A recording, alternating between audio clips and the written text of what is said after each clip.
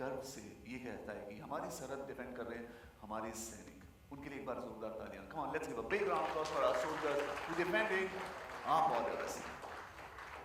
दोस्तों, ये दर्द हम महसूस करते हैं क्योंकि हमारी सरहद हमारे सैनिक डिफेंड करते हैं। लेकिन दोस्तों, आज की शाम कुछ अलग है। आज की शाम उन सैनिकों के बारे में है जो ऐसे युद्ध में प्रिजनर्स ऑफ वॉर लिए जाते हैं, यानी सैनिक को दुश्मन मुल्क अपने पास लेकर कैद कर लेता है। थिंक अबाउट इट, बॉर्डर्स पे वॉर खत्म हो जाती है, लेकिन इन सैनिकों को जो प्रिजनर्स ऑफ वॉर होते हैं और उनकी फैमिलीज, उनकी वाइफ, हर एक के लिए युद्ध खत्म नहीं होता, इट्स ऑन, यानी उनके लिए जंग जारी है। देवियों सज्जनों, ऐसी दो परिवारों को की दिल को छू जाने वाली एक कहानी है ये POW बंदी युद्ध के।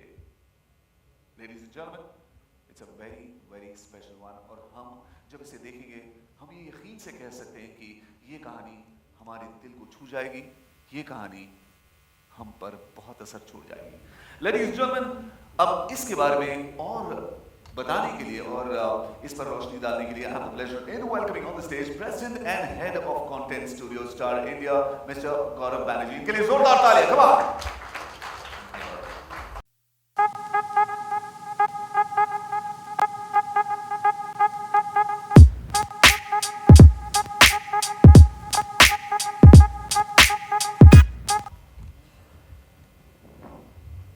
पिछले 17 सालों से टेलीविजन ने मुझे मौके दिए हैं अलग अलग तरह की कहानियां कहने के। आज मैं यहाँ आप सब जर्नलिस्ट के सामने हूँ। आप में से शायद कुछ लोग जानते होंगे कि मेरा करियर जर्नलिज्म से ही शुरू हुआ था। तो रोज़ सुबह आना और शाम तक कुछ कहानियाँ कहना, ये मेरा प्रोफेशन रहा है। पिछले 7 सालों से स्टार प्लस पे अलग अलग तरह की कहानियों से जुड़ने का मुझे मौका मिला है, लेकिन शायद ऐसी शाम मेरी ज़िंदगी में इससे पहले कभी नहीं आई। और इसके लिए जो श्रेय जाता है वो दो दुनिया के बहुत बड़े कहानीकर्ताओं को जाता है। गिडियन राफ, जो यहाँ नहीं है, जिन्होंने ओरिजिनली ये कहानी हाथों फिल्म लिखी, और मेरे दोस्त निखिल अडवाणी, जिन्होंने कि इसका भारतीय इंटरप्रिटेशन यहाँ पर है।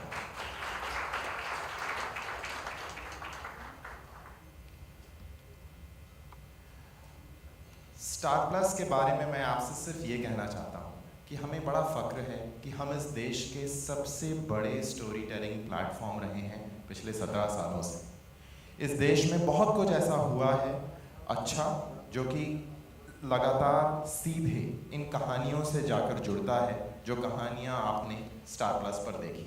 अगर देश में पोस्ट लिबरलाइजेशन का एक एरा आया जिसमें कि लोगों को लगा कि अब पैसा कमाना ठीक है, इसमें कुछ गलत नहीं है, तो वो जोड़ा गया स्टार प्लस पर आ रहे एक गेम शो कौन बनेगा करोड़पति के साथ। उसके बाद अगर हमने उन मुद्दों को सामने रखा जो घर के अंदर महिलाओं के मुद्दे थे, तो चाहे वो हमारी पहली सोप सीरीज़ थी क्योंकि सास भी कभी बहू थी, या फिर कुछ ही महीने पहले ख़त्म हुई दी और बाती हम, महिलाओं से जुड़े हुए मुद्दों को हमने हमेशा सबसे पहले सबसे आगे रखा।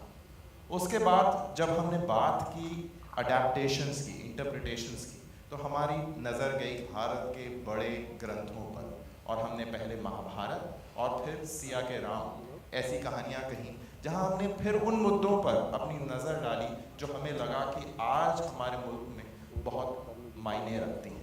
और हमने महाभारत में बात की द्रौपदी की, और द्रौपदी के चीरहरण का क्या मतलब था, उसका क्या असर हुआ, और उसके लिए आखिर जिम्मेदार कौन था, ये था स्टार प्लस का सवाल। जब हम रामायण को देखने गए तो हमने रामायण को देखा सीता के नज़रिए से।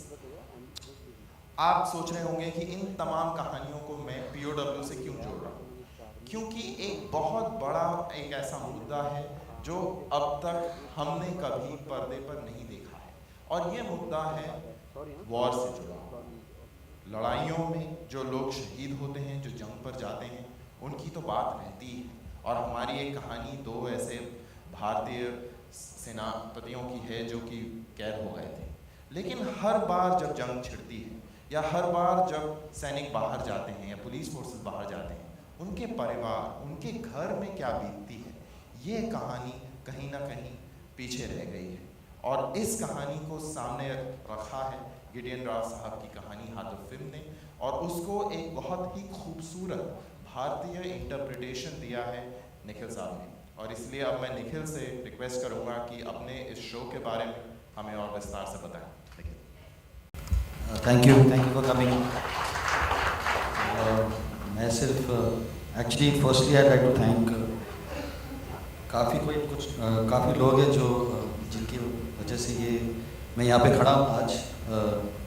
जैसे कि आपने ट्रेलर देखा, उसमें लिखा है on the director of Colona and D-Day, so I want to thank staff for forgetting all the other stuff that I have done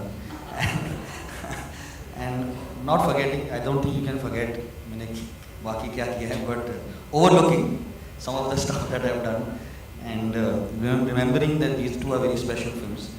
तो जो कलोना और D-Day जिसके बारे में मतलब एक जब मैंने D-Day बनाई, लोगों ने कहा कि कलोना के डायरेक्टर ने कैसे D-Day बनाई, how is it possible that one is like this and the other one is, they are poles apart. But I think that जो एक अहम चीज़ है D-Day में वो है emotion, human emotion. 4 raw agents के बारे में जो उन पे बीतती है, जो उनको करना पड़ता है, the sacrifices they have to make. तो मतलब ऑन द सरफेस जो है वो लगती है कि थ्रिलर है, सस्पेंस है, but at the heart of it is a very strong emotion of separation, of sacrifice. जो जब मैंने हाथों फिल्म गिडियन रैव की जो बनाई हुई शो मैंने देखा, तो मुझे लगा कि the show is called Prisoners of War, POW, but the real prisoners of war जो है वो उनकी बीवियाँ हैं, उनकी फैमिलीज़ हैं। हम लोग भूल जाते हैं कि उन पे क्या बीतती है, उनको क्या करना पड़ता है 17 साल से, जो एक to be imprisoned by hope. One thing, the hope is something that keeps you alive and keeps you going, but they are imprisoned by the fact कि शायद वो लोग अगर वापस आए and I have moved on, how will they feel? What will happen to them? That is something that really appealed to me. And जब गौरव और शौकत जो वहाँ पे बैठे हैं, they came to me and they said कि we are willing to overlook all the rubbish that you made. Can you make something like D-Day and Kaloona for us and put this show, adapt it and make it into something special for us? I think today my producing partner Madhu sitting over there, we are 106 days into the shoot. And we've been working on this for 2 years. 2 साल से हम लोग काम कर रहे हैं इस पे। ऐसा लग रहा है कि बहुत ही टॉपिकल है क्योंकि आजकल क्या हो रहा है, बट हमने सोचा नहीं था कि ये होगा, शायद किसी ने नहीं सोचा था कि ये होगा कि जो हो रहा है आज के सरहद पे, बॉर्डर्स पे। But it's a very important film, it's important show, important story from the point of view कि हम लोग भूल जाते हैं कि actually there are people who have been left behind, and that is what the show talks about. We've tried our best. That's why मुझे इस मंच पे मुझे काफ़ी लोगों को थैंक यू बोलना है, from the top Mr. Uday Shankar, Sanjay Gupta, and in Star, and the 149 कितने लोग हैं Ramesh? 149 and more than 149 people जो हर दिन they follow me to the madness of bringing what you've just seen. I won't take any more of your time, but say thank you to everybody who's allowed me to bring this to you. Thank you so much.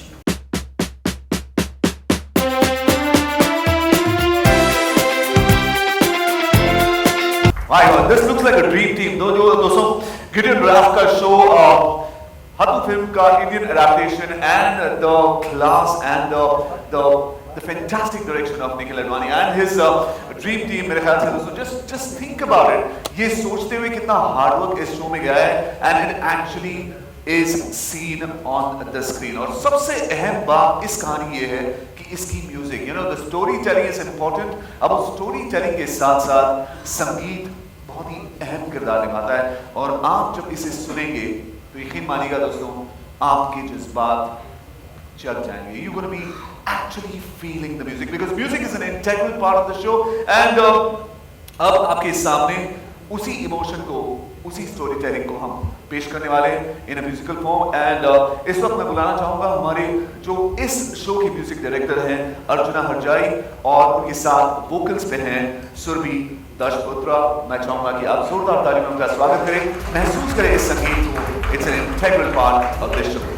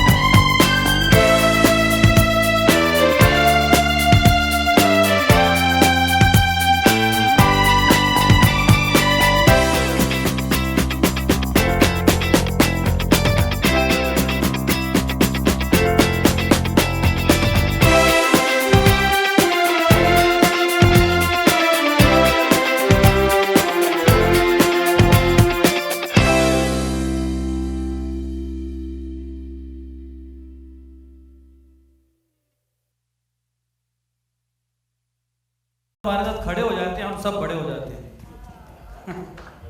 Thank you sir. After I lift same feel थी गाना लिखने की, लेकिन sir की narration कभी change नहीं होती है। जो इधर बात कर रहे हैं वैसे नरेशन मुझे भी दी थी आपने गाना लिखने के लिए। बट दिस मैन, इसको 103 बुखार था, अभी ऊपर गया मैं। और इस बुखार में भी एक प्लेयर होता है ना क्रिकेट में, इसको कहीं भी भेजो तो छक्का मारेगा। तो आपने इतना अच्छा गाया है। सुरभि, पूरी टीम को मैं मुबारकबाद देता हूँ, और POW की भी पूरी टीम को बधाई देता हूँ। Nikhil sir, you are rock star in my life.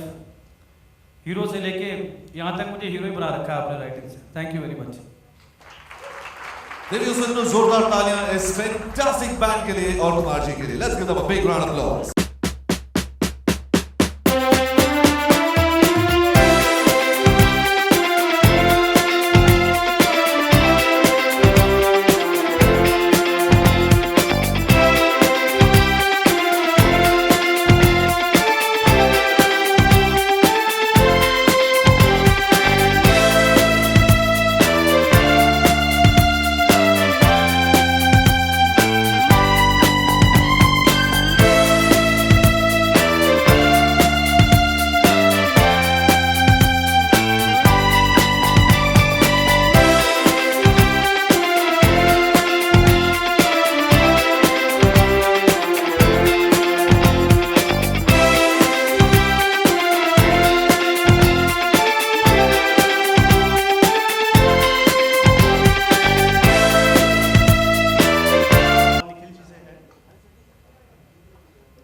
Hello. Promo काफ़ी अच्छा है। Thank you. उत्सुकता हो रही है शो देखने की। प्रोमो देखकर लगता है कि ये कोई फिल्म है। तो जब डिस्कशन हो रहा था, प्रोसेसिंग चल रही थी, तो क्या फिल्म बनाने के बारे में भी सोचा था, विचार था, या शुरू से इसको सीरीज ही बना रहा था? मतलब क्योंकि ये हाथों फिल्म से अडेप्टेड, ऑफिशियल अडेप्टेशन ऑफ हाथों फिल्म, जो गिरीन रैफ की कहानी है, जो उन्होंने इसराइल में बनाई थी, और मुझे क्लियर ब्रीफ मिला था कि इसे शो बनाना है, सीरियल बनाना है 126 एपिसोड्स की, जो मैंने काफ़ी कोशिश की कि इसे फिर बनाऊँ, नहीं आई एम जस्ट जोकिंग, नहीं क्या आई जस्ट फील कि जो कहानी है वो इतनी वास्ट है, इतनी बड़ी है, उसका स्केल इतना बड़ा है। हम लोग वी आर टॉकिंग अबाउट एक इवेंट जो 17 साल पहले हुई थी, कारगिल के वॉर से शुरू होती है, फिर वो प्रेजेंट डे पे आती है, और प्रेजेंट डे में क्या उनके साथ क्या हो रहा है, क्या बीत रहा है, सारे कैरेक्टर्स, उनके इमोशंस, तो make it about 2.5 hour film बहुत ही it will not do justice to the story, और स्टोरी इतना वास्ट है, इतने सारे ट्रैक्स है, इतने सारे मतलब इमोशंस है, ट्विस्ट एंड टर्न्स है, तो I never thought about ever making it into a film. I always wanted to make a show that when people like you watch it say that अरे यार इसे फिल्म बननी चाहिए। एक सवाल और जी दो देशों में युद्ध होता है, जी युद्ध खत्म हो जाता है, जी कुछ सैनिक बंदी बना लिए जाते हैं। कई बार क्या होता है कि दो मुल्कों में टेंशन चलती है, तो कुछ लोग जैसे सीमा पार कर गए, उनको भी वहाँ बंदी बना लिया जाता है। कई ऐसे केसेस हैं, 10 साल 20 साल 15 साल, या तो वापस ही नहीं आ पाए, या आए तो उनकी भी हालत कुछ ऐसी ही होती है। तो इनका दुख और उनका दुख कुछ अलग महसूस होता है, या कुछ फ़र्क क्या है? मेरे ख्याल से कुछ फ़र्क नहीं। अगर आप बंदी बनाए गए, जिस वजह से बनाए गए, इट्स नॉट इम्पॉर्टेंट कि whether you are a soldier, whether you are a farmer, whether you strayed across the international border, or whether you actually were captured and taken across. कहानी उन फैमिलीज़ की है, उन कैरेक्टर्स की है, उन लोगों की है जो यहाँ पे उनको यहाँ पे छोड़ के चले गए। हाँ, वहाँ पे जो दो युद्धबंदी है, जो ईमान खान और सरताज सिंह हैं, वी डेफिनेटली शो कि उनके साथ क्या होता है, और उनकी वजह से जो हुआ है, उनकी वजह से यहाँ पे उनके साथ क्या बीत रही है। 17 साल के जो घोस्ट है, वो उनको किस तरह से they have to handle that and they have to deal with that today, but I don't think there will be any difference. मैं नहीं जानता हूँ, मैंने जो रिसर्च किया, मैंने सिर्फ उन फैमिलीज़ के साथ किए जिनके husbands have been taken as prisoners of war, तो but it's I am sure it's the same. एक सवाल और है, मनीष जी से मेरा सवाल। बिल्कुल, थैंक यू मनीष जी से। आपने अपने प्रेजेंटेशन में जो लाइनें बोली, उसमें से एक चीज़ नोटिस करने वाली थी कि भारतीय सेना का सिपाही भी टूट सकता है, बदल सकता है, चेंज हो सकता है। 17 साल इतना बड़ा वक्त होता है। ये बात दावे से कही जा सकती है, या ये अनुमान है, या शो इसके आसपास घूमता है? ये प्रश्न एक्चुअली निखिल के लिए ही है, ये प्रश्न मेरे लिए नहीं है। तो अगर आप बुरा ना माने तो मैं माइक वापस निखिल को दूंगा, ये इसका सवाल जवाब नहीं है। और इसके जवाब को आपको 126 एपिसोड देखने पड़ेंगे, तब आपको मिलेगा कि भारतीय सेना टूट सकता है या नहीं टूट सकता है।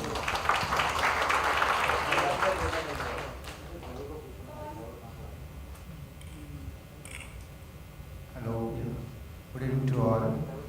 मुझे निखिल जी से पूछना है कि एक फिल्म को डायरेक्ट करना और एक सीरियल को डायरेक्ट करने में कितना फ़र्क होता है? फिल्म बनाना एक 100 मीटर रेस होती है, you take off and you reach the end. एक शो बनाना मैंने सीखा है, क्योंकि मुझे लग रहा था कि यार ये शो बनाना, टीवी सीरियल करना क्या है, I can easily do it. मैंने बनाई है बड़ी बड़ी films, but it's a marathon race. आपको stamina, you need stamina like you never had before. I am very fortunate, जैसे मैंने पहले भी कहा था कि I have a very good team. The one person who should be standing, two people who should be standing over here is Madhu Bhojwani and Manisha Advani, my producing partners. उनके बिना ये, और उनके बिना उनके जो मैं बाकी सारे 149 लोग को जो मैं हर दिन गाली देता हूँ कि they should be standing over here with me, but it is I don't know the difference. मैंने सिर्फ फिल्म्स बनाई हैं। मैंने पहली बार हाँ मैंने नया नुक्कड़ में काम किया था as an assistant, but to be able to handle this kind of responsibility, एक इतनी बड़ी कहानी जो हाथों फिल्म, जो इजराइल की माना जाता है लेजेंडरी कहानी है, उनको उसको लेके उसे अडेप्ट करना और उसे जस्टिफाई करना is been a challenge, but it's been very very worth it. Every single, मेरा I think 105th day of shooting, 106th day of shooting चल रहा है and it's been worth every single minute. और इस show से हमें क्या सीखने मिलेगा? आपको क्या सीखने मिलेगा? आपको सीखने मिलेगा कि इंडियन सिपाही 17 साल के बाद टूटता है नहीं। And in my opinion you will understand the true meaning of patriotism. हम सब कहते हैं कि मैं पेट्रियटिक हूँ क्योंकि मैं ये खाता हूँ और आप ये खाते हो। हम सब कहते हैं कि मैं पेट्रियटिक क्योंकि मैं झंडा उठाता हूँ, आप नहीं उठाते। But 2 women who have stayed for 17 years have stopped their lives from moving forward, waiting for their husband to come back. In my opinion, that is true patriotism.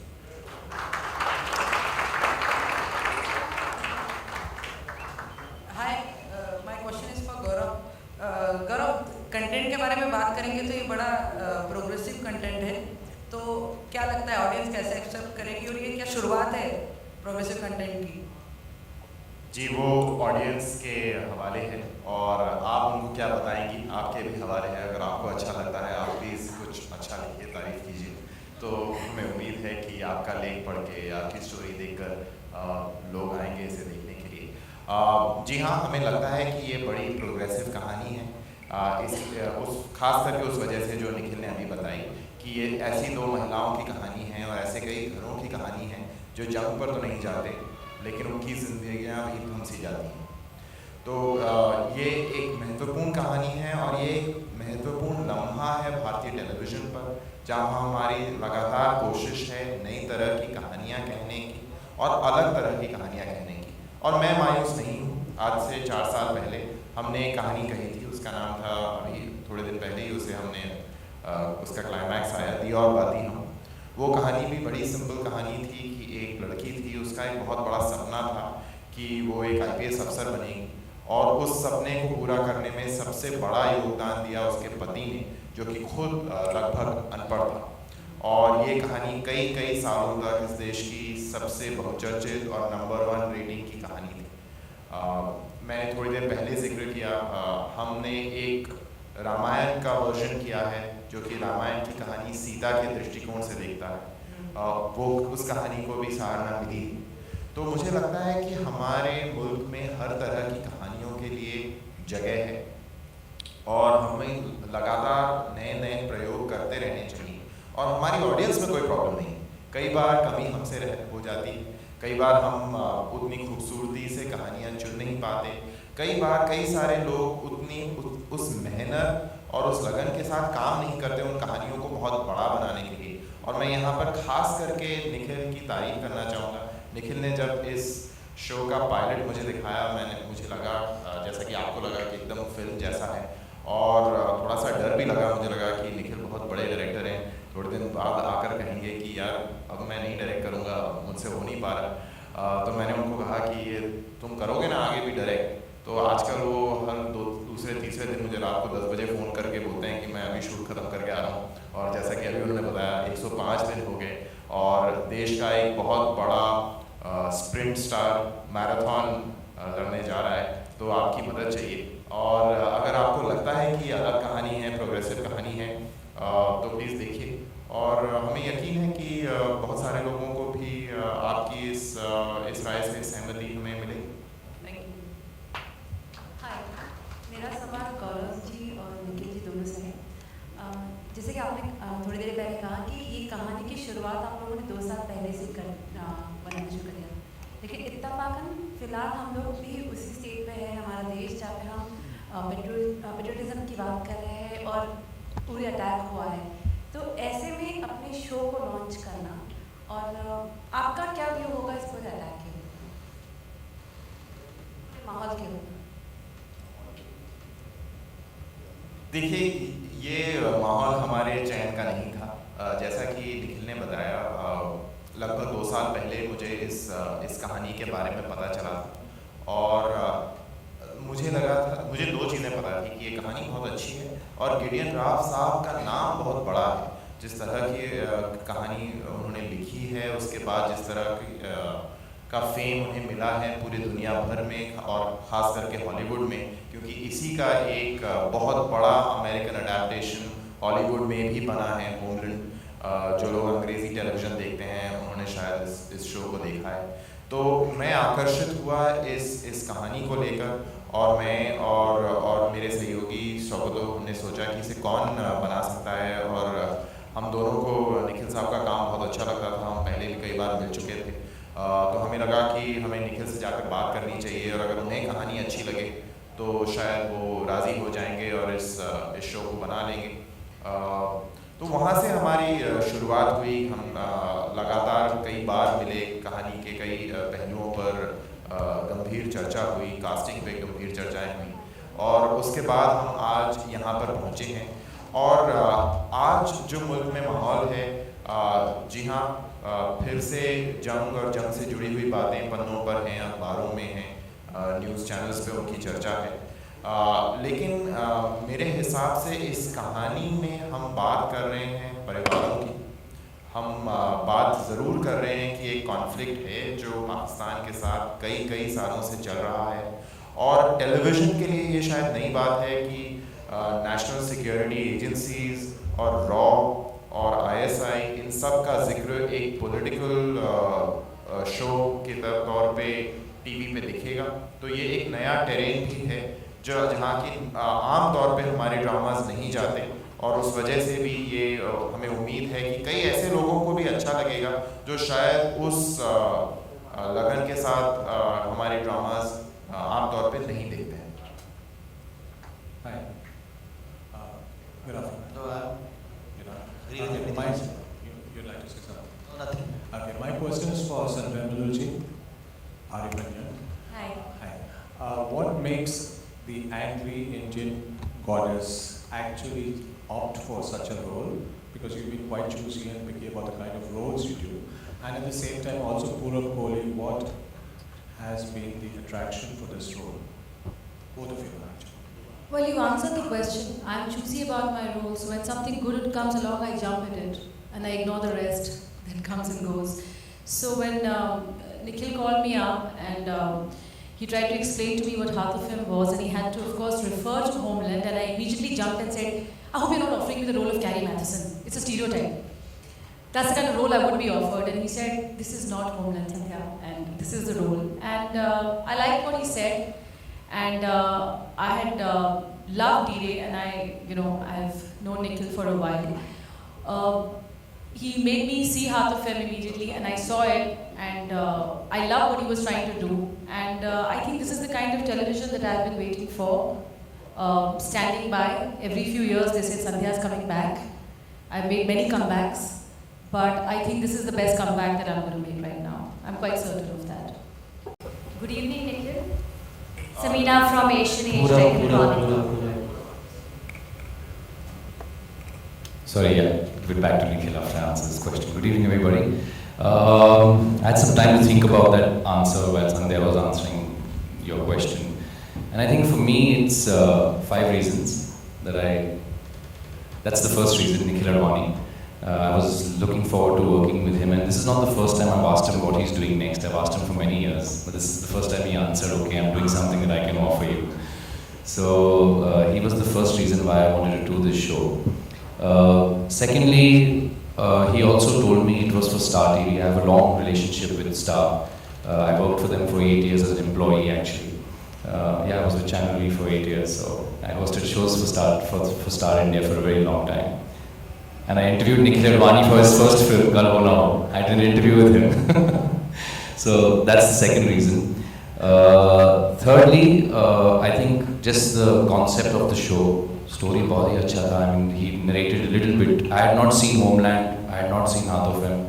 I didn't know anything about the show. I just knew Homeland was a popular show and there was some reference to that, but Nikhil clearly told me that Homeland nahi hai bhai, it's Haath of Him, and that's the format we are going to follow. And so I saw Haath of Him and I fell in love with the show that it was and the characters that it had and all the relationships and the layers it had to it. And though in the front it looks like it's about 2 prisoners who come back after 17 years, but I think it's about a lot more.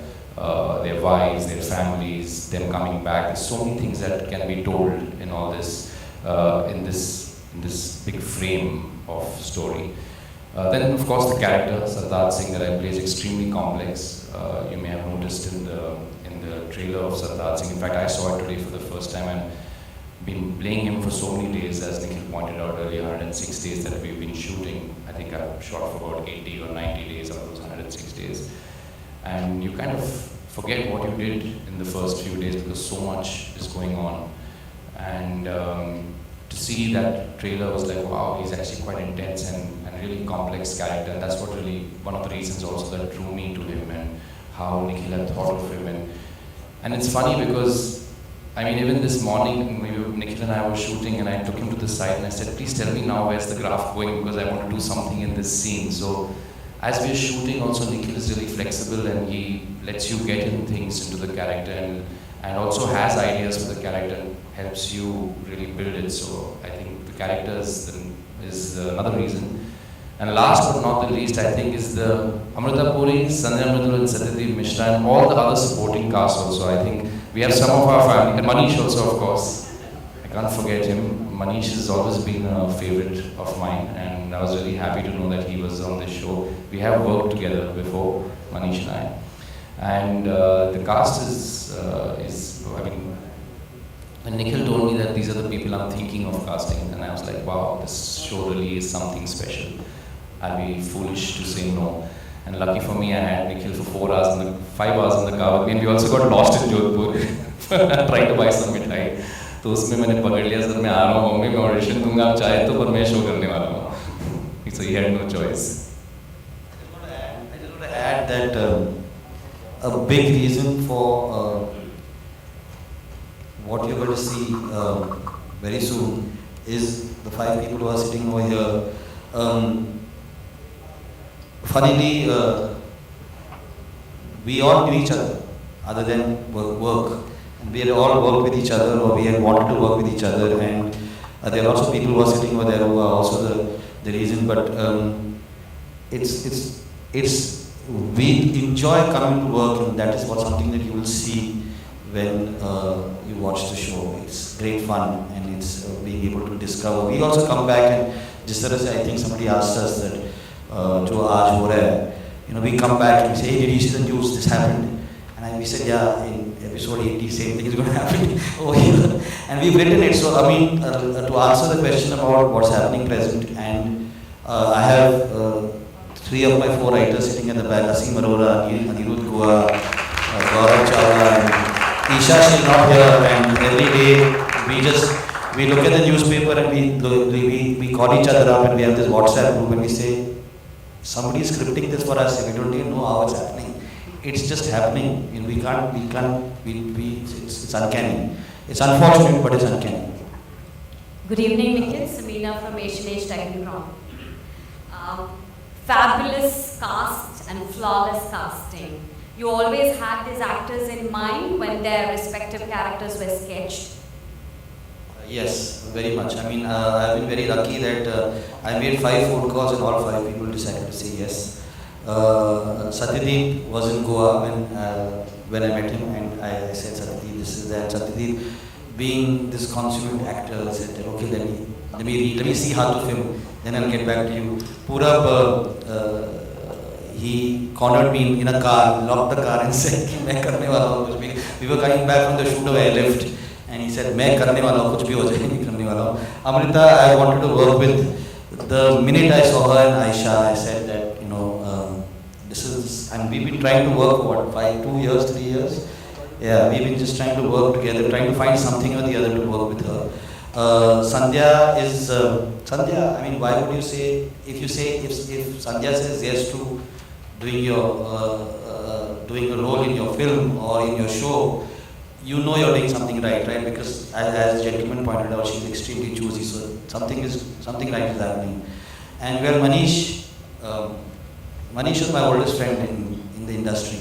We used to sit outside Sudhir Mishra's office and we used to discuss Kanpur ka chai better hai ya Banaras ka chai better hai.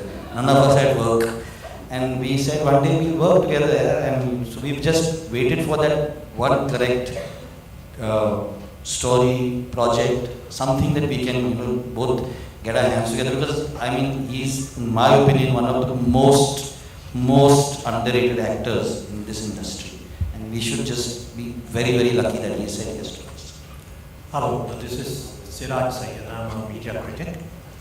The question is addressed to the two ladies because when we talk about family that a prisoner leaves behind, usually we refer to the mother and the wife, a lot of emotions involved there.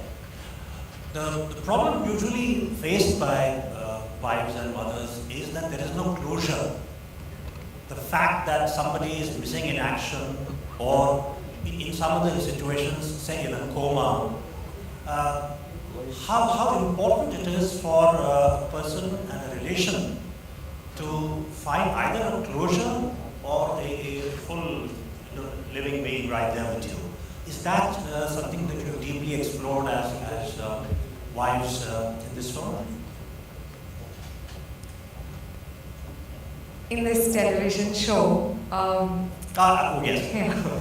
My apologies. I know it's easy with that trailer to mistake it, but I think that what you brought up is the dilemma that both wives in this show faced. Of course, when we start off with the first episode, you see very quickly both their husbands return, and then through the show, as the show carries on, you see what their journey was, what their battles were.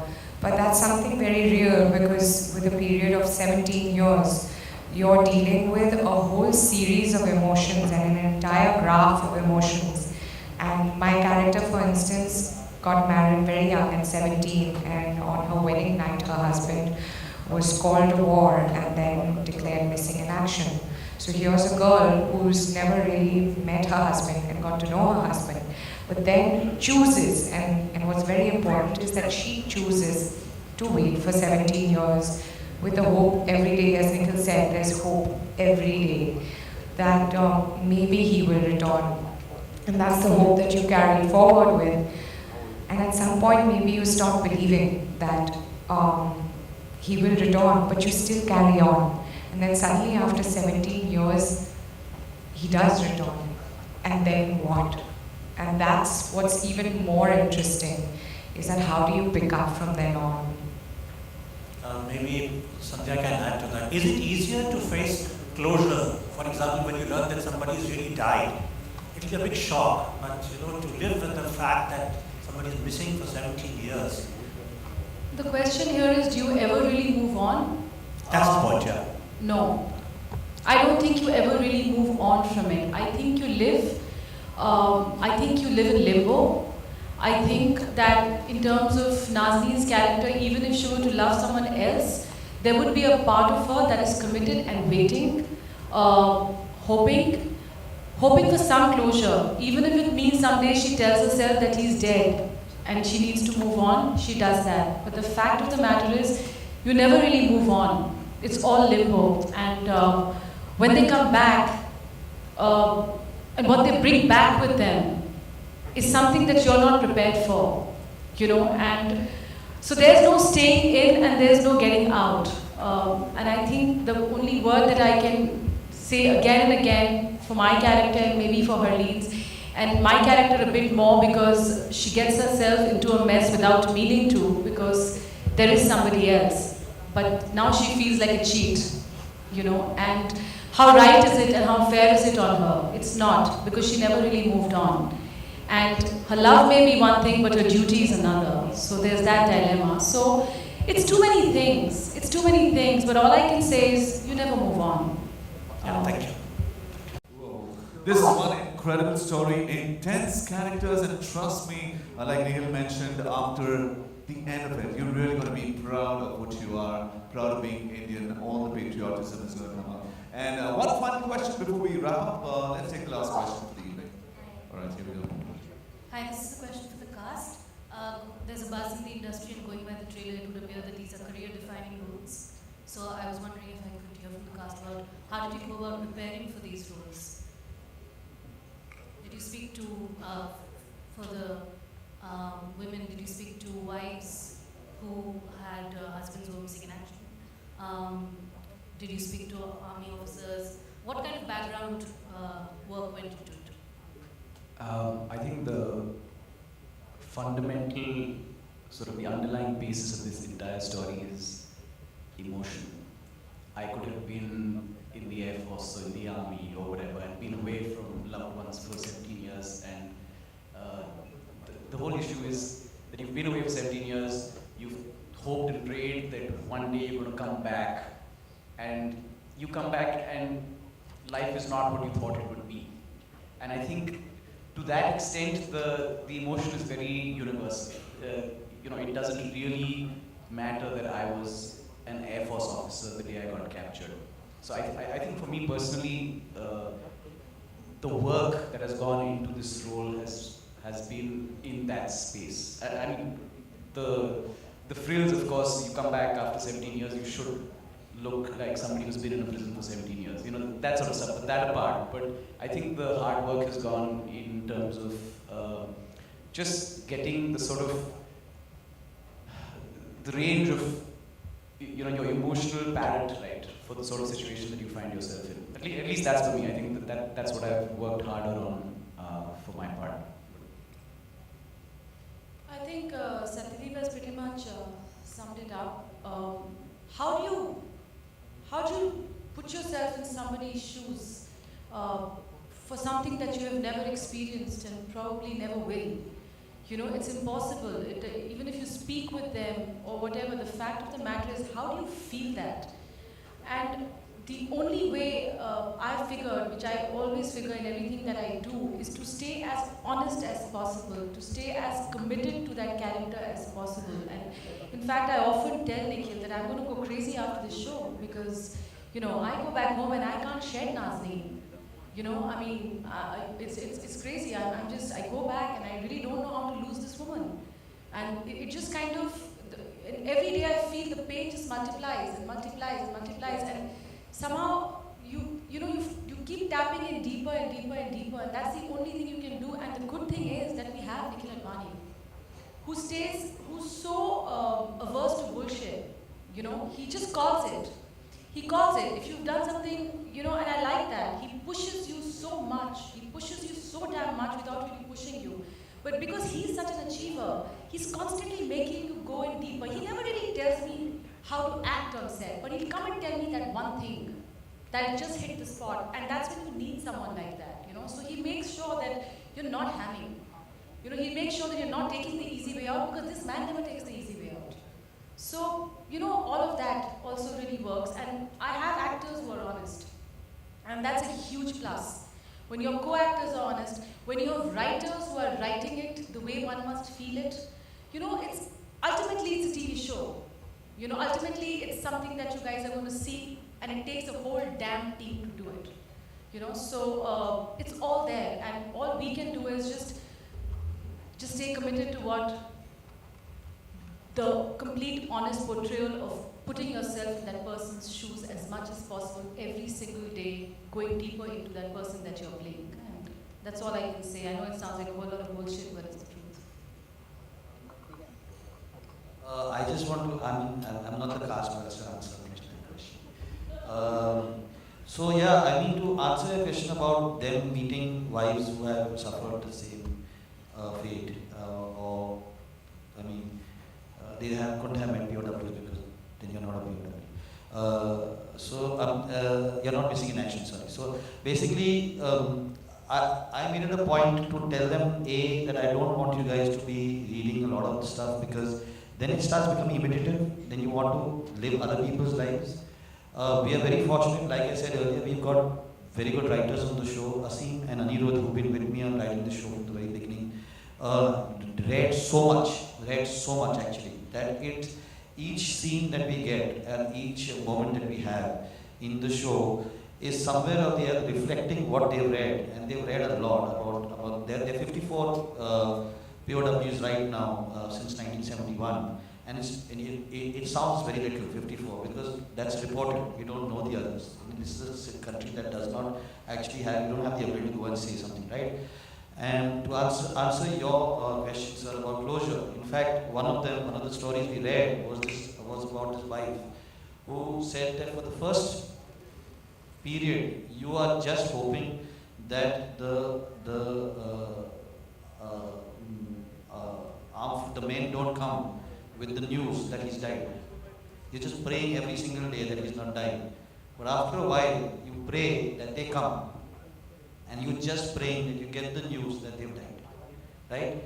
So that's what you're saying. Everybody is actually just waiting for something that is going to allow them to start living again. Otherwise, you're just living, in a kind of limbo. So the most important thing that Sandhya said, which is that the only thing we strive for in every scene is honesty. Are you honest to the character? Are you honestly playing the emotion that this character will be playing? Let's not manipulate, because you can just see manipulation. People don't want to be manipulated. I think they've been manipulated enough. We're manipulating them on the news. We're manipulating them everywhere. We don't want to manipulate. We're trying to keep it as real as possible and as honest as possible. With me, I like to prep for the characters that I have to play in as varied a way as possible, and I try to understand what the character really wants me to prep as or for, and what is that angle I should be using to prep for that particular character. And for this one, for Vikram Singh, it was very clear to me actually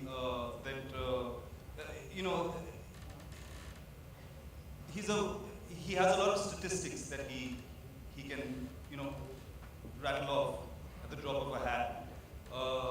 So that's something that just stuck with me. That didn't mean that I was going to start learning up statistics to do with Indo-Pak relations in the last 60, 70 years.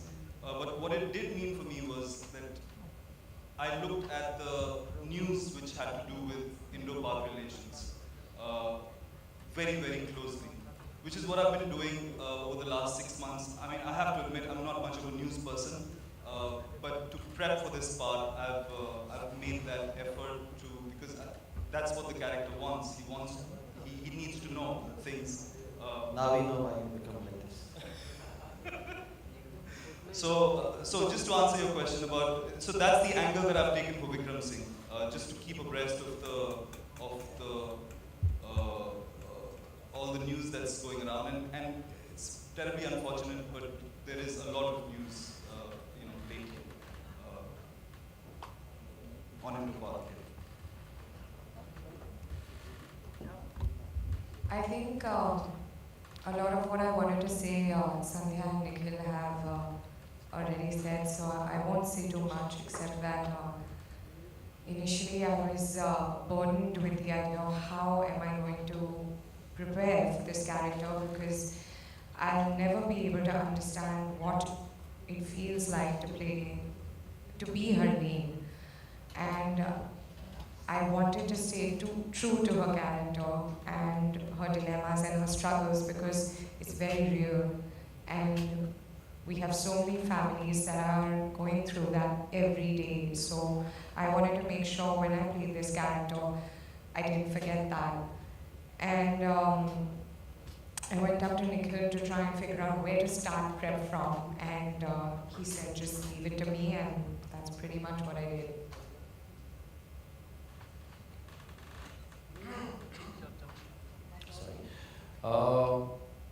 For me, the process I like to follow generally is that I, of course, need to hit that honest point that's given, and I always try to follow that.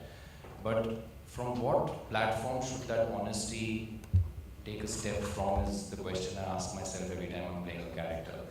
I have to find that honesty of that character within me. And I've noticed over the years the best way to do that for me is in the gathering of information and just meeting people, talking to people and understanding it better. And as Nikhil rightfully pointed it out, I think the writers firstly started contributing to that a lot. I remember Asim and me having conversations even about other POWs in general and how they were captured, just to understand processes of what they went through and in what scenarios were they captured. So the writers, hats off to them, they gave us a lot of information that's not, you don't see in the show, but just feeding us information about what these men must have gone through. So that was one process, one source of information. For me, I kind of also broke down Sartaj into seeing the different sides that he has to himself, and one of it was that he comes from one of the pins in Punjab, and I'm a Bandra boy, you know, so it's like really very far separated from who Sartaj really is. And so understanding that, sitting in some gurudwaras, meeting some Baijis. I have a great co-actor here who's sitting here. He plays my brother. His name is Ravinder. He's also an assistant director, works with a popular director.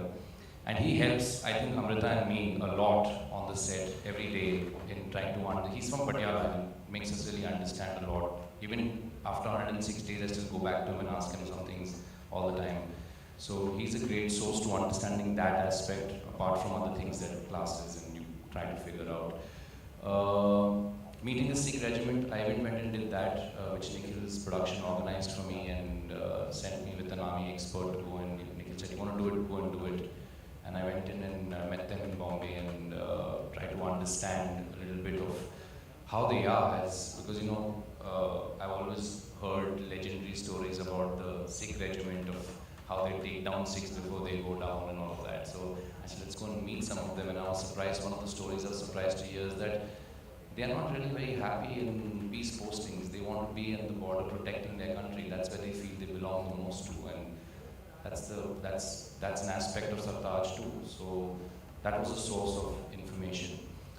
Then there was a psychologist who's a family friend I went and hung out with to just understand what a person who would be trapped for 17 years go through. Elements of what would go through his mind through that time. What does repeated torture have an effect on them? Just information, not that I mimicked or saw, just to feed myself, to find that platform like I mentioned earlier. And even after all of that, workshops, readings, but even after all of that, till today, in a rehearsal, Nikhil Advani says, change your body language, that's not how Sartaj will stand. So, we're still in work is still in progress. Important thing to also understand is that we did 2 months of workshops. 2 months of workshop. Every single day, this cast would meet and we would just sit with the writers and we would just allow the writers to just take us through what exactly are the characters feeling, what are they going through, how are they going to react, should they be saying this, should they not be saying this, if they are saying this. I mean, like there are lots of times I would tell Amrita, your Harleen is saying this, Amrita is not saying this. Don't worry, you know. So there are lots. So yeah, I mean, it's been a process of discovery for all of us, even me as the person who's directing. But again, a lot of credit has to be given to the 2 guys who are standing in the back. Guys, stand up if you all want, and we can just clap. Both of them standing in the back row, and they've been with me from right from the beginning, you know. And right now we were upstairs in the business end, and we are so happy. We're seeing episode 90 का story हो गया. आगे बढ़ते हैं चलो. Right, thank you very much. Let's give a big round of applause for the cast and Nikhil and Gaurav. Of course, this is the time we welcome the rest of the cast and the important members who've been a part of this show. We're getting Zordar Talia as we welcome them on the stage. I just want to quickly call the 3 other directors of the show: Nikhil Gonzalez, Kashmi Nair, Gaurav, my 2 writers. Most importantly, my producing partner Madhu. Please come on the show. She's dressed for the occasion also. She's worn a POW outfit. Not from POW. Shagata, please.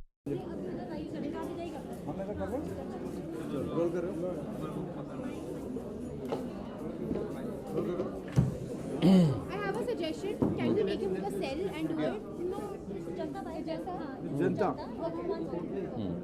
Creativity दिखा लेना बाकी सब बोला मुझे role कर रहे हैं news nation अच्छा बहुत सारे कहाँ देखूँ आपको देखूँ हाँ पूरा सबसे पहले जाना चाहूँगा he got emotional while playing the character of हाँ इमोशनल एक तरीका है उसे डिस्क्राइब करना लेकिन बहुत सारे इमोशंस आते हैं इस कैरेक्टर को प्ले करके और बहुत भारी कैरेक्टर है और रोज़ जब मैं निकलता हूँ स्टूडियो से तो कुछ मजाकी चीज़ें करनी पड़ती है ताकि ये उसको छोड़ दूँ कमालिस्तान स्टूडियो में और उसको निकल के घर आ जाऊँ अपने फैमिली के साथ। तो to answer your question yes बहुत इमोशनल होता हूँ मैं इमोशनल कैरेक्टर है बहुत लेयर्स है इस कैरेक्टर में और एक भारी सी फीलिंग रोज़ आ जाता है इसको प्ले करके, इसको निभाते हुए। तो जी आप सही बोल रहे हैं कि बहुत ही इमोशनल कैरेक्टर है। ओके, पूरा इस तरह का शो कभी आया नहीं है ना। अमूमन हम विद ऑल ड्यू रिस्पेक्ट हम सास बहू और ये सब देखते हैं, एक अलग तरह की कोशिश है। इस कोशिश के बारे में क्या कहना चाहेंगे और क्या आपको लगता है कि काफ़ी देर हुई इस तरह के सब्जेक्ट को चुनने में, छूने में? खैर मैं अगर मैं एक ऑडियंस के हिसाब से अगर बात करूं कि मैं खुद एक ऑडियंस हूं, तो मेरे ख्याल से जी हाँ बिल्कुल देर हो गई है। बहुत सालों से हम एक ही तरीके के शोज़ देख रहे हैं और इस जो फॉर्मेट है हमारे टेलीविज़न पे, इसने भी सेट किया है स्टार प्लस ने। अगर आप देखा जाए, क्योंकि सास भी कभी बहू थी जो पहली ऐसी सास बहू टाइप शो थी जो फीमेल ऑडियंस पे एकदम फोकस था। वेल फीमेल ऑडियंस हमारे इस देश में बहुत टीवी देखते हैं, वो बहुत इंपॉर्टेंट ऑडियंस है और शोज़ ज़्यादातर उनके लिए बनते हैं, लेकिन उनकी भी सोच को थोड़ा चेंज करना, उनको नई चीज़ दिखाना, आई थिंक ये एक अटेम्प्ट है एक नया कॉन्सेप्ट का। और ये भी रिस्क स्टार प्लस ही ले रहा है, तो एक अच्छा ही बहुत डेयरिंग बात है। और अगर आपके रिएक्शन देखा जाए कि आप प्रेस वाले हैं, आपके थ्रू लोगों तक बात पहुंचती है। मैंने देखा है कि ज़्यादातर मीडिया के लोग बहुत इम्प्रेस हुए ट्रेलर्स को देख के, स्टोरीज़ को देख के, कॉन्सेप्ट के बारे में सुन के।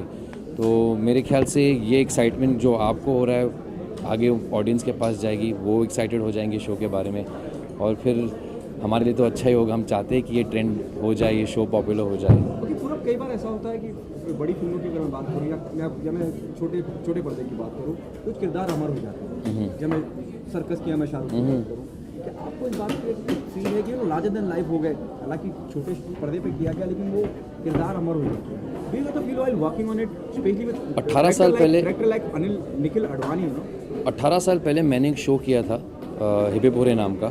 आज तक मुझे लोग नज़र बुलाते हैं, और मेरे ख्याल से ये शो के बाद लोग अब मुझे सरताज बुलाएंगे। उस शो और इस शो के बीच में मैंने बहुत सारे फिल्में किए, उसमें शायद 2 नाम टिके हुए, एक मुन्ना था आवारापन से और दूसरा केडी जो रॉक ऑन का है, और शायद इब्राहिम जो अभी एयरलिफ्ट में आपने अगर देखी होगी तो उसमें निभाया है इब्राहिम का कैरेक्टर, वो भी थोड़ा पॉपुलर हो गया था। लेकिन जब एक शो किसी के घर पे जाता है रोज़, तो डेफिनेटली लोग आइडेंटिफाई कर सकते हैं, उस कैरेक्टर को पसंद करें तो अमर हो जाएगा वो कैरेक्टर, लार्जर देन लाइफ हो जाएगा। और वो लार्जर देन लाइफ कैरेक्टर रोज़ आपके साथ डिनर टाइम पे आपके टेबल पे बैठ के खाना खाएगा, तो मतलब लोग के दिमाग में वो रह जाती है बात। कैसा एक्सपीरियंस रहा? क्योंकि निखिल के साथ आप बहुत काम कर चुके हैं, खास बॉन्डिंग भी शेयर करते हैं निखिल अडवाणी के साथ काम करने का, और एक अलग उनके लिए भी एक चैलेंज होगा यकीन है, छोटे पर्दे के लिए कुछ करना। बिल्कुल बिल्कुल, that's too on grand level, एक फिल्म का फील आता है जब आप टीजर देखें, आप प्रोमो देखें, इतना प्रॉमिसिंग लगता है सब कुछ। शुरुआत में तो मुझे खुद को भी लगा था कि शायद कोई फिल्म आ जाए। एक तो बात आपने बिल्कुल सही की कि एक फिल्म डायरेक्टर जब एक टीवी शो को हाथ में लेते तो उसे एक फिल्म जैसे ही प्रेजेंट करते, और निखिल के लिए ये बात बिल्कुल सही है, क्योंकि मेरे ख्याल से वो कुछ फ़र्क नहीं देखते हैं शूटिंग के स्टाइल में, जिस तरह से वो पिक्चर बनाते हैं। मैंने वैसे काम नहीं किया उनके साथ पिक्चर पे, टीवी पे ही काम किया, लेकिन मैं यकीन के कह सकता हूँ कि वही जितना डिटर्मिनेशन, जितना इंटरेस्ट, जितना कंसंट्रेशन और रिस्पॉन्सिबिलिटी से इस यूनिट को, इस शो को हैंडल करते हैं। हम सारे एक्टर्स, सारे टेक्नीशियन, सारे क्रू जो इस शो पे काम करते हैं को इंस्पायर करते हैं रोज़, एवरी डे। अगर आप हमारे सेट के में आए 10 और 11 के बीच में, निखिल अडवाणी की आवाज़ गूंजती है उसमें, और दोनों सेट पे भी, हमारा ए यूनिट चलता है, बी यूनिट चलता है, तो दोनों बाजू साइड बाय साइड है, और उनकी आवाज़ से पता चलता है कि भाई इंजन स्टार्ट हो रही है आज। तो ही चार्जेस अप एवरी डे, हमें एक ट्रैक पे रखते हैं, और हमें कभी फील नहीं करने देते कि 100 दिन निकल गए भाई। वही एनर्जी से काम कराते हैं, वही एनर्जी हम में डालते हैं, और इसका जो रिज़ल्ट है, हम भी जब एपिसोड्स देखते हैं एडिट रूम में जाके देखते कि भाई एपिसोड 40 में मैंने ये थोड़ा सा एक्शन सीक्वेंस किया है, कैसा लग रहा है, और जब जाके देखते मतलब वाओ, ये तो पिक्चर ही लग रहा है।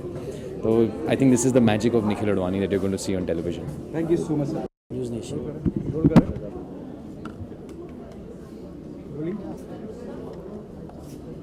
Want me to hold it? No. It's okay. Rolling. Nikhil sir, whatever we have seen it's amazing. और सबसे पहले मेरा सवाल आपसे ये जानना चाहूँगा, कैसे आया ये आइडिया? Do you have spoken a lot about the stage, but still want to know कि क्या खास आपको लगा you become a part of it और यू केम ऑन? मुझे लगता था कि मुझे लव स्टोरीज़ बनानी चाहिए, मुझे उस किस्म की लव स्टोरीज़ बनानी चाहिए जिससे मैं जाना चाहता हूँ, कलोना हो, सलाम इश्क। फिर उसके बाद मैंने एक फ़िल्म बनाई डी-डे। मैंने डी-डे तब बनाई जब मेरे पास कुछ नहीं था और बनाने के लिए। मेरे बाकी उसके पहले वाले फिल्म्स ठीक से चले नहीं, तो I was in a situation कि मतलब यार there is nothing to lose, मैं बना देता हूँ। और लोगों को काफ़ी समझ में नहीं आया कि कलोना के डायरेक्टर ने ये डी-डे कैसे बनाई। मुझे उस टाइम पे समझ में आया कि यार this is what I like to say the most, this is ये इस किस्म की कहानी जहाँ पे रॉ एस्पियोनाज ह्यूमन इमोशंस के साथ जुड़ सकती है। उनकी हम क्यों सोचते हैं कि एक स्पाई जो है या एक जो सोल्जर जो है उनका सिर्फ एक ही मकसद है कि देश को बचाना। उनकी लाइफ में क्या होते हैं, बाकी सब क्या होता है। तो मुझे समझ में आ गया that's something that I like. उसके बाद मुझे एक मौका मिला एयरलिफ्ट प्रोड्यूस करने का, और आई गेस लोग मुझे उस फर्दर पता चल गया कि यार this is exactly the kind of cinema that I do well, और the kind of stories that मैं ठीक से बता सकता हूँ। मेरी दिलचस्पी है इसमें। तो जब स्टार के जो सीनियर मैनेजमेंट है उन्होंने डी-डे देखा, they came to me, they said एक शो है आप क्यों नहीं देखते हो। मैंने बोला कि यार हाथू फिल्म होमलैंड बन चुकी है, मुझे नहीं बनाना है, मुझे क्योंकि हमेशा उसके कंपैरिजन में होगा हमारे पास उसके किस्म के बजट्स नहीं है होमलैंड जैसी शो बनाने के लिए, तो मुझे नहीं बनाना है। उन्होंने कहा कि यार देख लो। जब मैंने देखा हाथू फिल्म, मैं थोड़ा दंग हो गया। मैं थोड़ा कि फिल्म जैसे मैंने कहा है it's about prisoners of war, but real prisoners जो है वो उनकी बीवियाँ हैं, उनकी फैमिलीज़ हैं, उनकी फैमिलीज़ की कहानी है। और एक बड़ा सा एक षड्यंत्र है, एक प्लॉट है, एक सस्पेंस चल रहा है, एक थ्रिल चल रहा है, बट एट द कोर जो है वो जिस तरह से हम लोग बात कर रहे थे कि इन बीवियों को, इन फैमिलीज़ को क्लोजर मिला है कि नहीं, और उनके साथ अभी क्या होने वाला और क्या हो रहा है। तो मैं शो देख के मैं पागल हो गया। मैंने बोला कि मुझे ये करना ही है, और we reach the stage. Okay, with all due respect, जिस तरह के शोज अब तक इंडियन टेलीविजन पे आते रहे हैं साल भर, ये एक अलग कोशिश है, और इस कोशिश का आप हिस्सा हैं। How lucky you feel, you are adding something new. Absolutely, we have been seeing watching. No, मैं आपका क्वेश्चन को मतलब मैं जानता हूँ। मैं सबको यही कहता हूँ कि जिस तरह से स्टार ने मुझे अलाउ किया है ये बनाने के लिए, मैं बहुत ही मुझे लगता है कि I am very very lucky. There has been only encouragement and मतलब कि आपको क्या चाहिए, अगर आपको ये चाहिए हम लोग ये दे देंगे, अगर आपको ये करना हम लोग ये करने के लिए। मतलब इस शो में छः ओरिजिनल गाने हैं जो स्केल पे ये शो बन रही है, जो स्केल पे हम लोग ने शूट किया है, जो स्केल की जो इमोशन जो है, जो एक्टर्स के साथ मैं जुड़ा हूँ। मतलब Star has given me only support and to be able, जिस तरह से आपने टू डू समथिंग डिफरेंट। ऐसे ये नहीं कर रहे कि हम लोग ये सब देंगे यार आप वही बनाइए, नहीं, to they only encourage me कि you keep thinking how to make it more and more different. Okay, apart from I hope you take it on a right note, क्योंकि स्टार आपके पास आया, उन्होंने आपको बताया इस तरह का एक आप देखिए, आप समझिए, अगर आपको समझ में आता है उसका हिस्सा बनिए। आपको लगता है कि इस पे फिल्म भी बननी चाहिए? No, there's nothing to take on the right note or not right now. मतलब मैं जिन्होंने कहा है, मतलब द फर्स्ट आज रिएक्शन जो हमें मिला, मुझे जिन्होंने ट्रेलर देखा, ये 2 मिनट का ट्रेलर देख के सब कहते हैं कि यार ये लुक फीलिंग ऑफ फिल्म, ये शो है, ये फिल्म नहीं है। एंड माई एंडेवर, मेरी कोशिश ये रही है कि मतलब एपिसोड 1 के फर्स्ट फ्रेम से एपिसोड 126 के लास्ट फ्रेम तक जो कंसिस्टेंसी और क्वालिटी जो क्वालिटी फर्स्ट फ्रेम में है वो लास्ट फ्रेम में होनी चाहिए। तो हम लोग सिर्फ उस पर काम कर रहे हैं कि जो इमोशन, जो स्केल, जो प्रोडक्शन वैल्यू, जो लार्जनेस जो है वो सब होने चाहिए। तो ये फिल्म बननी चाहिए या नहीं बननी चाहिए मुझे पता नहीं। काफ़ी लोग ने मुझे और उनमें से एक बहुत ही मेरे क्लोज़ फ्रेंड है, उन्होंने कहा है कि सेठ जी इसको फिल्म बननी चाहिए, आपने वेस्ट कर दिया। मैं नहीं सोचता वेस्ट कर दिया, क्योंकि इसमें जो इमोशंस है, जो कैरेक्टर्स है, वो मैं कभी फिल्म में जस्टिफाई नहीं कर पाता। मैं हार चुका हूँ। जब मैंने बनाई थी फिल्म 3.5 घंटे की, फिल्म का नाम था सलाम इश्क, मैं लंबी फिल्म नहीं बनाना चाहता हूँ। मैं बनाना तो मुझे लगा कि देखिए मुझे नेशनल अवार्ड मिला था जब मैंने फिल्म बनाई थी दिल्ली सफारी, जो एनिमेशन फिल्म थी, क्योंकि वो कहानी सिर्फ एनिमेशन में बोली जा सकती थी। ये कहानी सिर्फ इस शो पे बोली जा सकती है। मैं अब और उसका मैं करोलरी भी बोल सकता हूँ कि काफ़ी लोग ने देख के बोला इसको आप 126 में बंद क्यों कर रहे हो, ये तो बंद और भी चल सकती है, ये तो 3 साल के लिए चल सकती है। मैंने बोला नहीं, ये 126 के बाद बंद हो जाएगी सारे, मतलब मैं ख़त्म कर दूँगा उसको। तो that is what I feel, क्योंकि that is the format of the story, और मैं उस पर ऑनेस्ट रहूँ। Okay, the last one, the way everyone is impatient, especially the media people, the critic who are already part of this press conference. Basically, half the battle is won once your very first look, the very first video of your show is liked by everyone. So it is, it really look impressive. नहीं sir, ऋषि जी ने मुझे कहा था, उन्होंने मेरे साथ 2 film में काम किए, एक पटियाला हाउस और दूसरी डी-डे, और उन्होंने मुझे कहा था, जो मैं आज तक सबको यही कहता हूँ, उन्होंने मुझे कहा था कि तू ट्रेलर बहुत अच्छा काटता है। मैं ट्रेलर से मुझे कुछ नहीं होता है, मुझे I want after 126 you come to me, आप आके 126 एपिसोड देखने के बाद you come and we have this conversation, that is what I am looking for. Thank you. Excuse me, Sandhya guys, हाँ भेज दिया ना यार, she's doing print ना, let her finish in the print, then we'll do it here. We'll wait for you.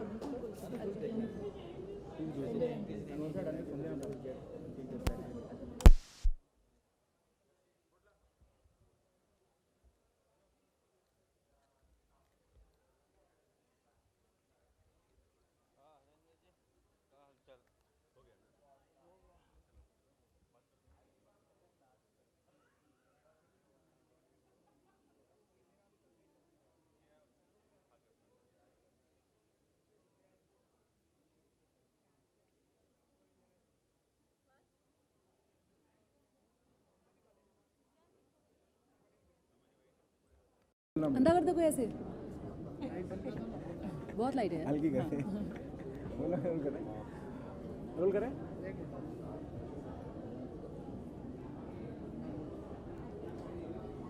संध्या, जैसे मेरे colleague ने भी कहा था प्रेस कॉन्फ्रेंस के दौरान कि आप बहुत चूजी हैं, और यकीनन चाहे फिल्म्स की बात हो चाहे शोज़ की बात हो, बहुत कम नज़र आती हैं। ऐसा क्या खास था, you said yes to the show?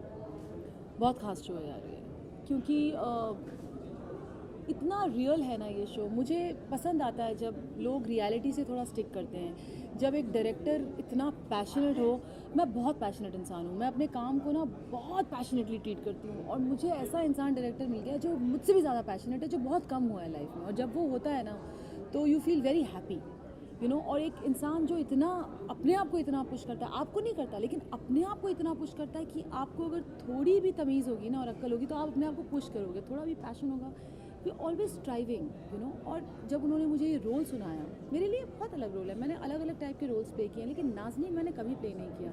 Nazneen सबसे ज़्यादा मुझे इंटरेस्ट तब करती है एक चीज़, जब वो इंसान मेरे से क्लोज ना हो।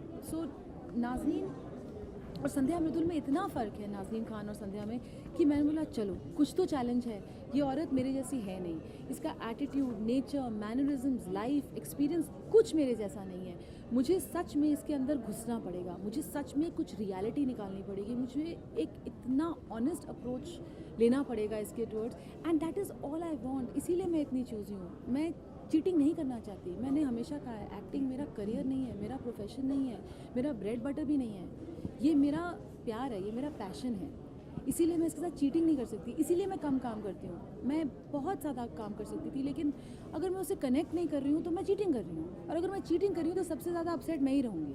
सो वो मुझसे नहीं होता, you know, it is that is a thing. Okay Sandhya, जैसे आपने कहा we got emotional while playing Nazneen Khan in the what we saw in the teaser, the trailer, it looked so real, you know, even your nose little red in that crying scene of yours. I cry every time, every single time.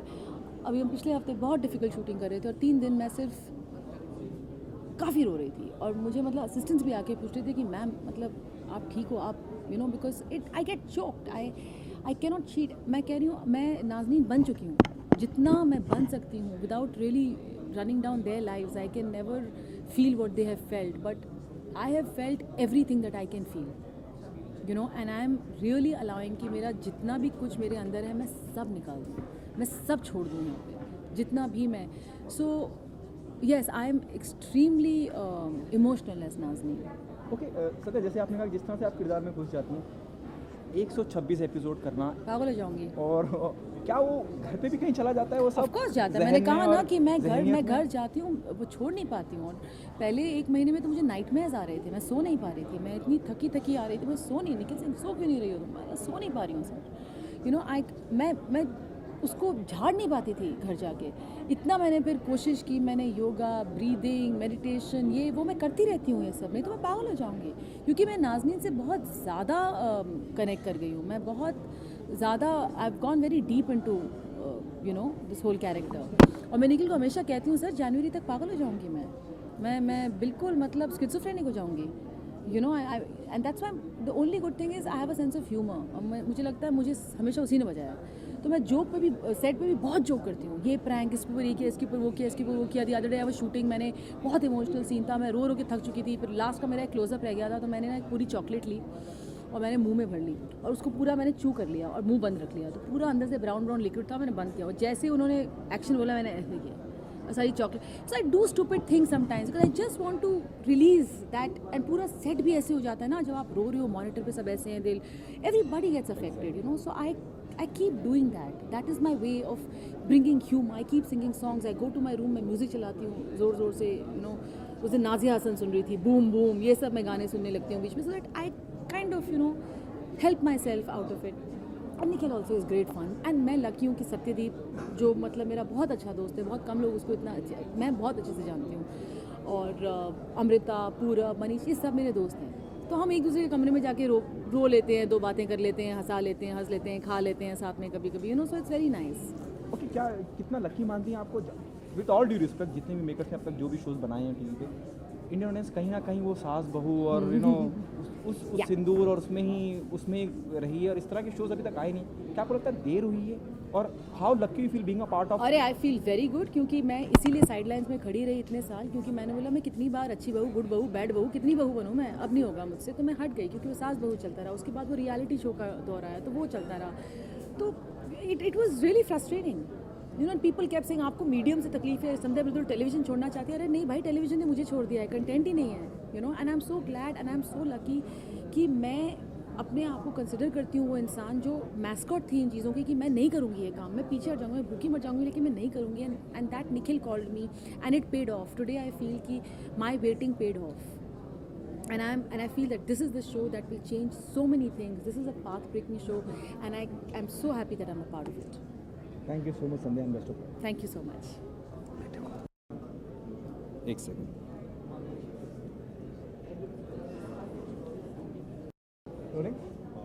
Manish ji, जितना मैं जानता हूँ as a journalist और as an audience और as you know as an part of entertainment lover, अब जब भी screen पे रहते हैं, जितने वक्त के लिए रहते हैं, अपनी मौजूदगी दर्ज कराते हैं. किसी भी फिल्म का हिस्सा हो या आप किसी शो का हिस्सा, you make you present feel. क्या खास ऐसा था you said yes to the show, you know? सबसे पहले तो मैं एक अभिनेता हूँ, मेरा काम है अपनी मौजूदगी को दर्शाना. यही मेरा काम है. और मुझे अच्छा लगता है जब लोग कहते हैं कि मैं वाकई में अपनी मौजूदगी दर्शाता हूँ. इस शो के बारे में क्या कह रहे हैं आप? इस शो के बारे में क्या कहना चाहेंगे? क्या खास लगा आप इस शो का हिस्सा बने? और अगर मैं टीजर की बात करूँ या ट्रेलर की बात करूँ, बहुत कम है आपके बारे में. हाँ, वो उसकी वजह है, कम है मेरे बारे में, क्योंकि जैसे जैसे कहानी आगे बढ़ेगी लोग देखेंगे कि वो वजह क्या थी कि अभी इतनी ज़ोर शोर से विक्रम सिंह का को नहीं दर्शाया जा रहा. और क्या you will be the surprise package of the show? क्योंकि जिस तरह से जो मुझे वाइब्स आ रही है, यू नो, कि यही वो है जो आगे के बाकी के एपिसोड या कहानियाँ ले जाएगा कि भाई ये देशद्रोही हो चुका है या इसने कुछ ये IS का. लेकिन अगर मैं आपको यही बात अभी बता दूंगा तो फिर लोग देखेंगे क्यों? I hope so. I hope that people take it in a positively surprising way, the way the character unfolds. Yeah. Okay, जिस तरह से अब तक हिंदुस्तानी ऑडियंस देखी है, जब हम बात करते हैं सास बहू और जिस तरह के शो कुसुम वगैरह, जो भी show, with all due respect, क्या आपको लगता है कि इस तरह के शो को बहुत पहले आना चाहिए था, कुछ देर हुई? मुझे लगता है कि हर चीज़ का एक समय होता है. और मुझे लगता है कि अब वो समय आ गया है कि POW जैसा बंदी युद्ध के जैसा सीरीज़ आए, क्योंकि कुछ साल पहले भी कुछ चीज़ें आई थी जो शायद अपने समय से पहले थी, जो यशराज ने कुछ सीरीज़ बनाई थी सोनी के लिए, तो उस वक्त वो काम नहीं किया उन्होंने चीज़ों ने, लेकिन जैसे मैं पाउडर का पार्ट था, सीरीज़ बहुत अच्छी थी, लेकिन जैसे मैंने कहा मुझे लगता है अपने समय से पहले आ गई वो, शायद अब आती तो उस पर ज़्यादा नोटिस किया जाता। ओके, इसके अलावा मैं जानना चाहूँगा कि जब इस तरह के शोज आप करते हैं, जिस आप मेजर का रोल कर रहे हैं, क्या डिटेलिंग पे काम किया है आपने? क्या चीज़ें आपने रखी हैं, क्या स्टडी की है उस बारे में? आर्मी ऑफिसर्स की फिज़िकलिटी बहुत ही पर्टिकुलर काइंड ऑफ फिज़िकलिटी होती है, जिसको मैंने काफ़ी क्लोजली देखा है। एक तो वो, और जैसा दूसरी चीज़ मैंने इंटरव्यूज़ में अपने अभी प्रेस कॉन्फ्रेंस के दौरान भी कहा कि जो मुद्दा है हमारे शो का, उसको जहन में रखते हुए इंडो पाक रिलेशंस की जो न्यूज़ है उस पे मैंने बहुत बारीकी से मैंने उसको देखा है। कुछ 6 महीने से मैं ज़्यादा न्यूज़ में इंटरेस्टेड नहीं रहता हूँ, लेकिन काम के चलते मैं काफ़ी, हाँ मजबूरी नहीं, मतलब मजबूरी इन द सेंस कि काम है तो मुझे अच्छा भी लगता है करना, हाँ, लेकिन जब करना शुरू किया तो फिर उसमें इंटरेस्ट भी बढ़ा, तो that always helped. Okay, the last one, it also reminded me of 1971, a film which is where Manoj Bajpayee was in lead. It also reminded me of that, and that was one of the finest film. हाँ, चली नहीं film, लेकिन बहुत अच्छी film थी, बहुत बेहतरीन film थी इमोशन के लिहाज से, और कहीं मुझे उसकी याद भी दिलाता है। What's your take on that? मुझे लगता है कि अगर आपको POW उसकी याद दिला रहा है तो ये हमारे लिए बहुत अच्छी बात है, क्योंकि वो फिल्म बहुत अच्छी थी। किसी वजह से वो फिल्म चल नहीं पाई ज़्यादा, मुझे लगता है कि लोगों तक पहुंची ही नहीं ज़्यादा कि लोग उसको सराह पाएँ। मुझे नहीं लगता कि ऑडियंस ने उस फिल्म को रिजेक्ट किया था, मुझे लगता है कि ऑडियंस तक वो फिल्म पहुंची ही नहीं। तो ये तो मुझे बहुत अच्छा लग रहा है सुन के कि आपको उसकी याद आ रही है POW का ट्रेलर देखकर। Thank you so much. Thank you very much.